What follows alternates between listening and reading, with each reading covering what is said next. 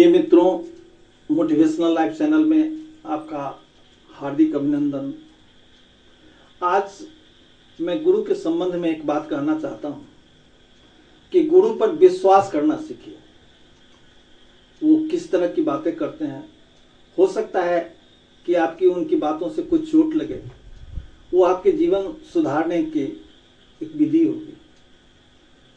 अक्सर गुरु कहा करते हैं कि मैं तो रोड के पत्थर को मंदिर में सजाने के लिए लाता हूँ, लेकिन उस पर छेनी चलाता हूँ, लेकिन जो पत्थर टूट जाता है, रोने लगता है, उसे छोड़ देते हैं। वही पत्थर मंदिर में एक भगवान का स्वरूप बनता है, मंदिर में पूजने योग्य शिला बनती है, वो भगवान का स्वरूप बनता है, जिन पर छेनी का बहुत सारे प्रहार होते हैं। जो हजारों छेनियों के प्रहार को सहता है, वही मंदिर की मूर्ति बन पाती है। वैसे ही शिष्यों में भी होता है। जब जो शिष्य थोड़ी सी कठिनाई में गुरु का एक छेनी लगने से वो भाग जाता है, टूट जाता है, वो मंदिर में स्थापित नहीं हो सकता है, वो गुरु का शिष्य पूर्ण शिष्य नहीं बन पाता है। इसी संदर्भ में मैं एक दृष्टांत आपके समक्ष रखना चाहता हूँ। एक बार एक गुरु शिष्य कहीं जा रहे थे, जेठ की दोपहरी की धूप थी। एक बट वृक्ष के नीचे बैठ गया। गुरु की नींद लग गई। शिष्य भी ठंडी ठंडी हवा चल रही थी वृक्ष के नीचे, शिष्य भी नींद से सो गया। उस कोटर से एक सांप निकला और वो शिष्य को डसने जा रहा था।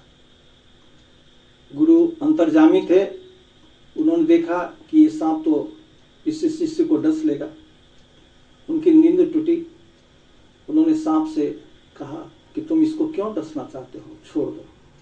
सांप ने उत्तर दिया कि हमारे पूर्व जन्म में हमारे सांप को, जो नागिन थी, कि हम इसने मार डाला था, और मैंने कसम खाई थी जब तक इसके गले से खून का बूंद मैं अपने मुंह में नहीं लगाऊंगा तब तक इसको नहीं मारूंगा। आज बहुत वर्षों के बाद मुझे यह मौका मिला है कि इसके गले का खून मैं अपने मुंह में लगाऊं और अपने प्रतीक का जो मारा था इसका प्रतिशोध कर सकूं। क्योंकि गुरु समर्थ गुरु थे, उन्होंने सांप को बहुत समझाया, प्रवचन दिया, उसके मन में परिवर्तन आया। लेकिन सांप ने यही कहा कि मैं भी प्रतिज्ञाबद्ध हूं, मैं जब तक इसके गले का खून अपने मुंह में नहीं लगाऊंगी तब तक मुझे चैन नहीं मिलेगा, मेरी प्रतिज्ञा पूरी नहीं होगी। गुरु बोले ऐसा करो कि मैं इसके गले का खून तुम्हारे मुंह में लगा देता हूं और तुम इसको छोड़ दो।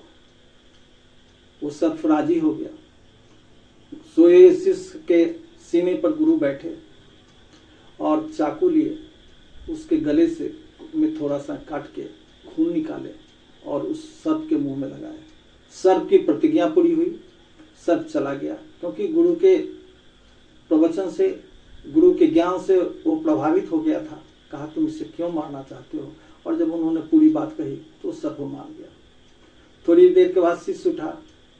गुरु पूछे कि मैं तुम्हारे सीने पर बैठा चाकू चलाया, तुम्हारी नींद नहीं टूटी? शिष्य बोला, गुरुजी ऐसा कब कैसे हो सकता है, जब आप मेरे सीने पर बैठे हो और गर्दन पर चाकू चला रहे हो तो मेरी नींद नहीं टूटी?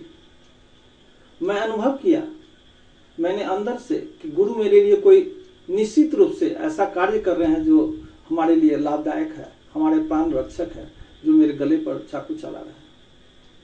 तो और जब उन्हें सारी बातों को पता चला तो वो बड़ा धन्य हुआ। तो गुरु आप पर कब चाकू चलाते हैं, कब आप पर हथौड़ा मारते हैं, ये उनके ऊपर है। यदि उन पर यदि विश्वास है तो आप में जरूर आत्मानुभूति होगी, आपका दशा में परिवर्तन होगा और आप एक असमर्थ शिष्य एक अच्छे शिष्य बन पाएंगे। जब तक उनमें विश्वास नहीं पैदा होगा, वह गुरु जो आपके सीने पर चढ़ के चाकू चलाता है और वो व्यक्ति सोचता है कि गुरु मेरे लिए अच्छा ही काम कर रहे हैं, ऐसा शिष्य बनने पर ही आपको अच्छे शिष्यत्व की प्राप्ति होगी। धन्यवाद।